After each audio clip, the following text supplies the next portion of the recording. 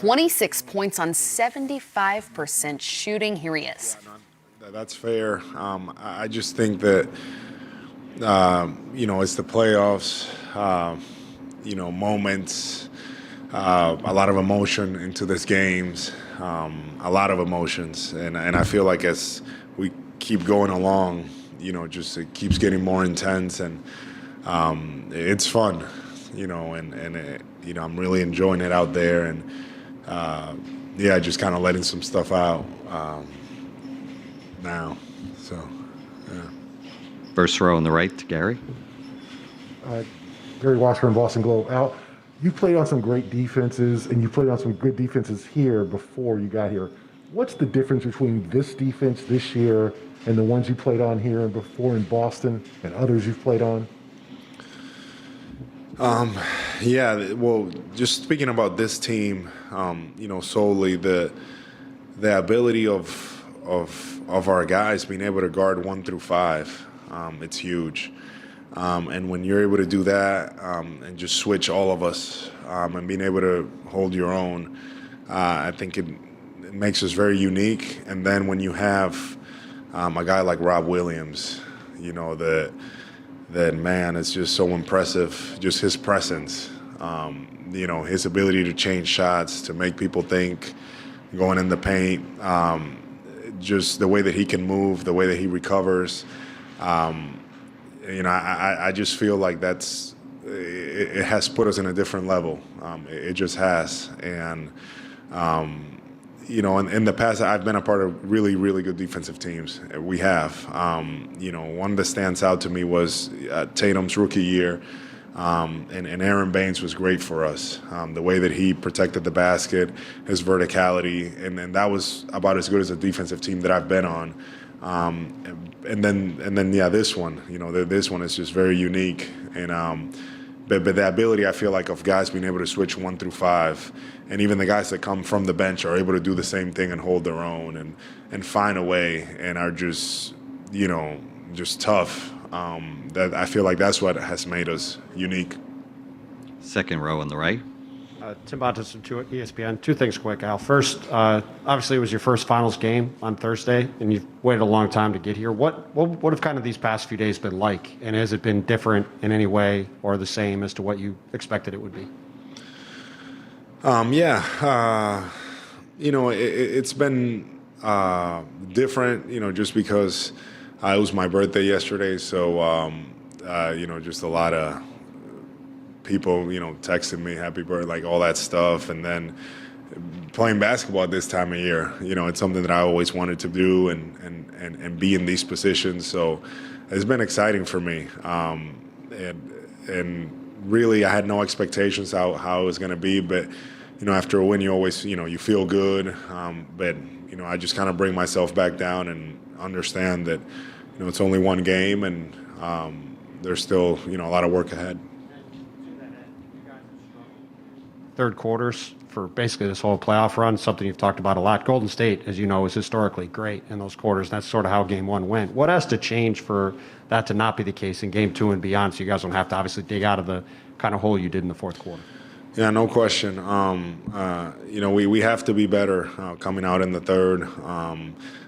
We have to be able to match, their energy, their pace, and they do a really good job with that. So I think it's something that we can control, and it's something that we need to be better at coming out tomorrow. Left side, third row. Joseph Pavon, CLNS Media. Al, going into this playoff. Jayson Tatum, which is 12 points, but a career-high 13 assists in game 1. Here he is.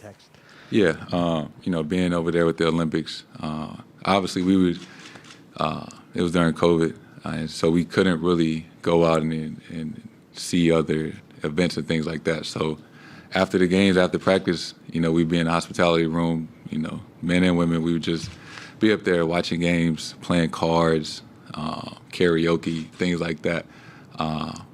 Video games, she's a great person to be around, right? She just enlightens the entire room with her personality. So it's extremely tough seeing what she's going through. And I know everybody sees and feels that, and obviously we're all, together in support, trying to, bring her back, to her family and things like that. So, yeah, wearing those shirts today, in support of her. Question on the right. When you have a tough shooting night, do you have a temptation to come out in the next game and try to get going early? How do you respond to that in the next game, and how do you fight maybe some of the bad habits that might creep in after a game like that? What you mean bad habits?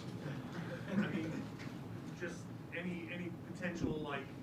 any potential for like maybe you want to shoot when you probably should pass or anything like that, or does that even come into play? I don't think so. I had more assists than points last game. So I feel like I made the right play more often than not. It's not much to overthink. I feel like it's a lot of shots, open shots that I miss, that more often than not that I make. So it's not something that I'm losing sleep over. We won. That was most important, right? It's the finals. That's all that matters. Obviously, I know I got to play better. I can't shoot like that every game, and hopefully that we win. So I expect to play better on, shooting wise, but, just impacting the game in different ways, to do my part in, helping us get a win. I will continue to do that. And, just read the game, read each play. That's how I, kind of approach next game. Question in the middle. Just kind of along those lines, when you've had some tough shooting nights, for the most part, you bounce back right away. And even post game when we talk to you, you kind of shrug it off, be like, "Look, I know that this isn't me. It's not going to affect me." What's the key for you, and how have you done that well to just move on so quickly? And what do you do to kind of clear your mind and become so effective so soon again? Once you've done something before, you know how to respond. I've had some bad shooting nights in the NBA, right? So it's like I've been here before. I know what to do next game. I think a lot of it is mental. You don't, let it creep into your mind. I can't do nothing about what happened last game. I missed those shots, and it is what it is. It's all about how to prepare and get ready for the next one, right? And it's not so much about me and what I need to do. It's about what we need to do and how we need to be prepared, the adjustments that they're going to make and how they're going to respond, and we need to be ready and not relax just because we're up 1-0. Dan on the right. Jason, Dan Wicke with the Los Angeles Times. For Ime to get to this position as a coach, as a player, he started as a guy who was on a 10-day contract, was his entry point in the league and had to really work for a spot in the NBA. How does that inform the way he coaches, that kind of experience? Do you get that sense, that type of toughness, that type of work ethic? Does that come across in the way he coaches this group? Yeah, he's done a great job. Obviously talking about where he started, 10-day contracts and things like that. He's obviously had to work his way to get here, and he carries that sense of toughness with him, and tries to, and does instill that, into the group, every day. So I'm proud of him. I'm happy that we have him as a coach. He's a much better coach than he was a basketball player, and I think he knows that as well. Gary on the right. Gary Walsh from Boston Globe. Jason, Al said a few minutes ago that the best defense he played on, he thought, when he was in Boston was your rookie year, with 17-18. What did you think of that defense, and what makes this defense in particular so different or special than the ones you've played on before? Yeah, that was until then, that was the best defensive team I played on, and I think, Al, we had Al back then, and Baines, right? How much of a force he was, in the paint. I think what's different now is, Smart is now the defensive player of the year. Not to say he wasn't a great defender, but, he's gotten better, as well as I have. And, now we have Rob, and JB's a much better defender. And I think, a lot of those core guys just got older and, more experienced. So that was a great defensive team, and I think, makes us a better defensive team now that the individual defenders are better, obviously with the different concepts that, we instill in our defense now. Last couple of questions. We'll go with Tim on the right. Hey, Jason, two things quick. First, you guys have talked all throughout the playoffs that you struggled in third quarters. Golden State's obviously always been pretty dominant in them. What do you have to do differently to not have what happened in game one, where you had to dig out of that hole in the fourth, carry over, to game two and beyond in this series? I say it all the time. We just got to be more aware, right? And it's one thing to talk about it, but we got to go out there and do it, and just not ease our way into the third quarter that we do a lot of the times. I got some in my eye, my bad. Yeah, I think we just can't ease our way into the third quarter, right? And wait to get warm and wait till we down, X amount of points to be like, oh shit, we got to figure it out and start playing faster and things like that. We got to just be more aware of that, to start the third quarter. You guys have all talked a lot, whether it's you or Jalen or Marcus. These guys were with Al the first time he was around, how excited you were for him and how happy you were for him to get a chance to be back in the finals. It's obviously been a couple tough years for him, bouncing around. Now he's back here. What has led to kind of everybody being so into that moment for him and being so excited for him as a guy? Just Al's like the best teammate ever. The ultimate professional.